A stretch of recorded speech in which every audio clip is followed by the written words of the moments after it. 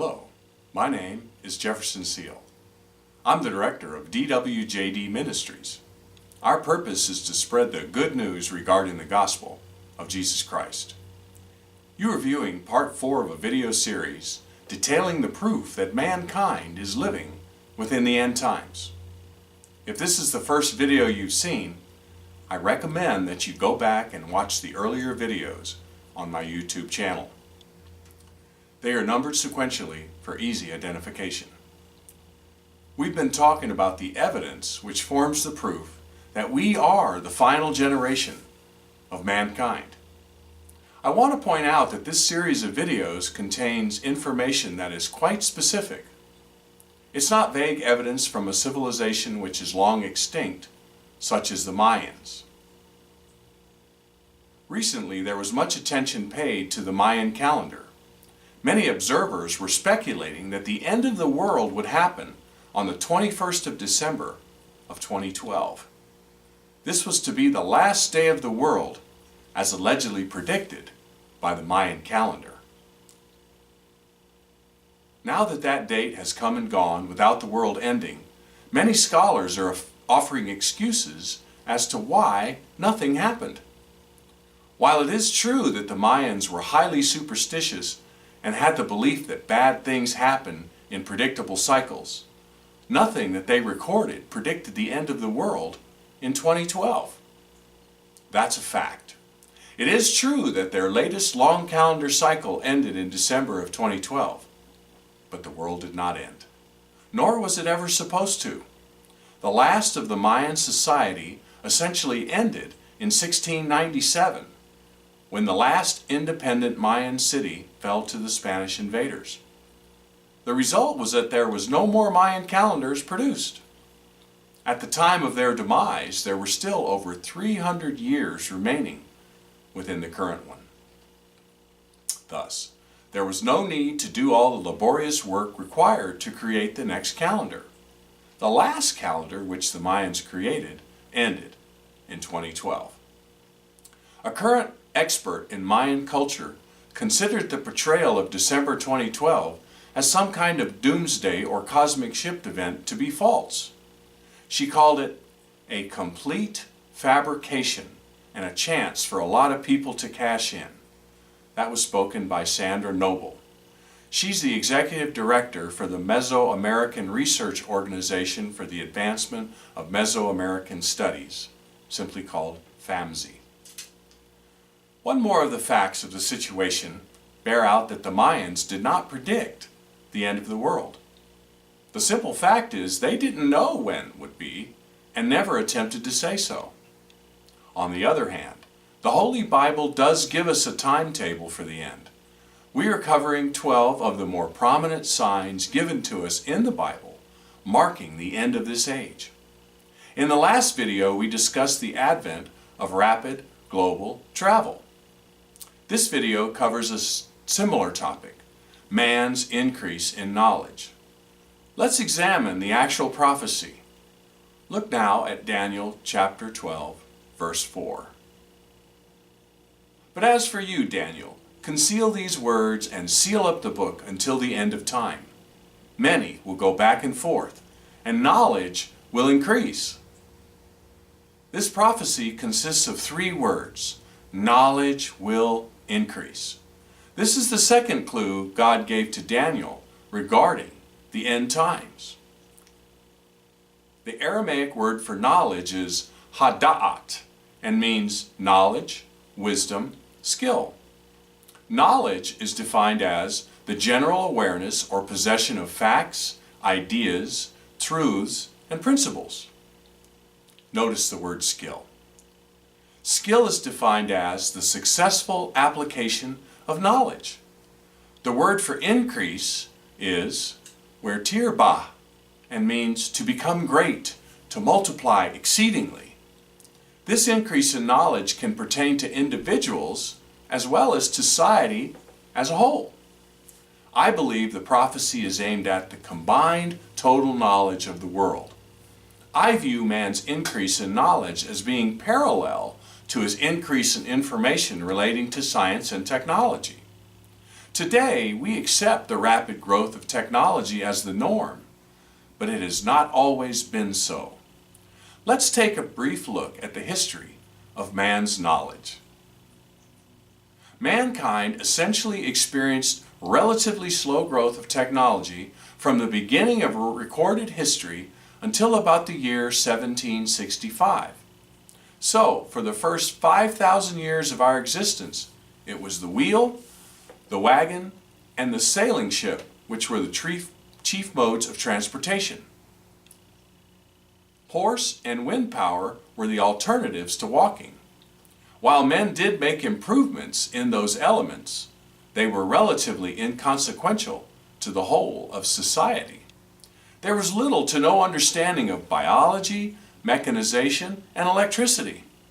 For demonstration purposes, we will assume that the total of all knowledge gained by man during his first 5,000 years is equal to 1 unit of knowledge. So, from Adam and Eve until the year 1765, the amount of technology man accumulated is equal to 1 unit. In 1765, things began to change. The Industrial Revolution started and many inventions were perfected and brought into mainstream society. Factories were assembled, machines replaced hand labor, iron was mass-produced, and coal replaced wood as the chief energy source.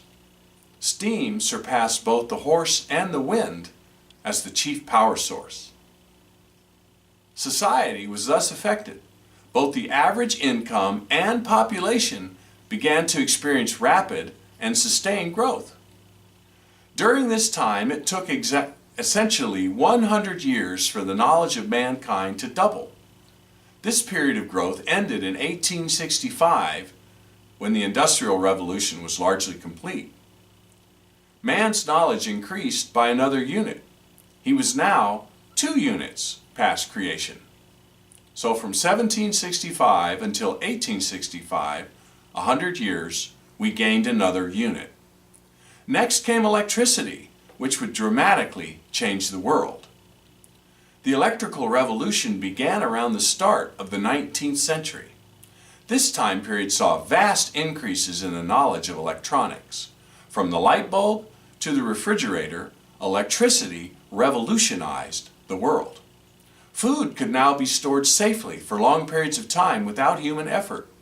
The electric motor led the way to the creation of hand tools, which increased worker productivity.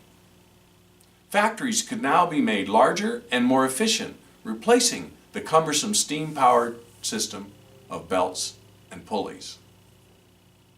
With the first telegraph and then the telephone, communications were vastly improved. What used to take months for a letter to cross the seas could now be done in a matter of minutes. Television was made possible with the advent of electricity.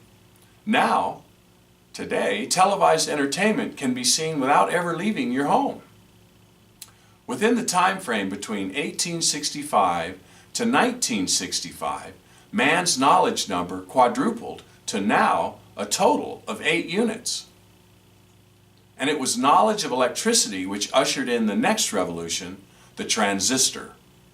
Development of the transistor was what led to the development of the computer. The early computer was what allowed man to fly to the moon and back. With space travel came a quantum increase in the technology of biology and physics, as well as the understanding of space. Orbit-based telescopes allowed man to see back in time to the birth of the universe. And of course, the next technological revolution was born with the microchip. This time, it only took 20 years for man's knowledge to quadruple once more. By 1985, man's total knowledge number had reached 32 units. With the modern computer tied to the internet and the vast data storage capability of the world, knowledge is now growing at a geometric rate. The sum total of man's knowledge is literally doubling every few weeks. Technological advancement is replicating every few months, and the pace is still accelerating.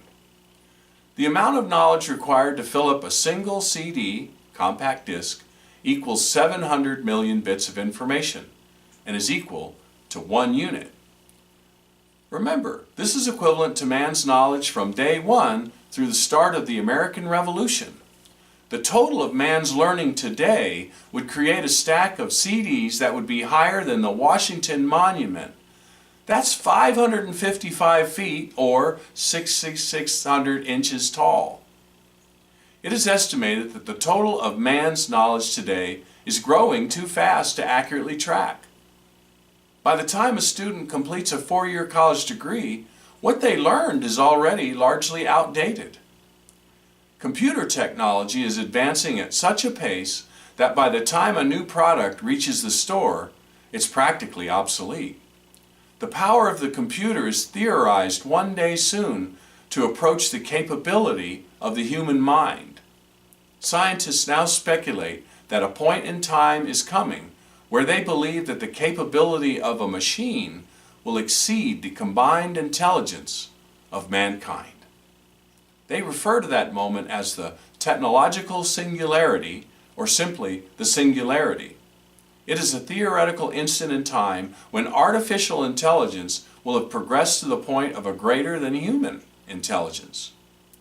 Such an advance will radically change human civilization. Regardless of how one views this prediction, there can be no doubt that we are now living in the times of greatly increased knowledge, just as predicted in the Bible. There should be no repudiating this second prophecy. It has come true just exactly as God said that it would. Humankind today is witnessing a colossal increase in our total knowledge. And once more, this increase is unprecedented in our history. If you are looking for much more information, I recommend you order a copy of the book The Time is Near, Volume 1. The price is $14.95 delivered right to your home. Thank you for watching Part 4 of The End of the World is Upon Us. Pass the link along to everyone in your inbox. Let them know that we are living in the end times. And remember to subscribe to my channel and to like the videos. This has been Jefferson Seal. In His name and for His glory, amen.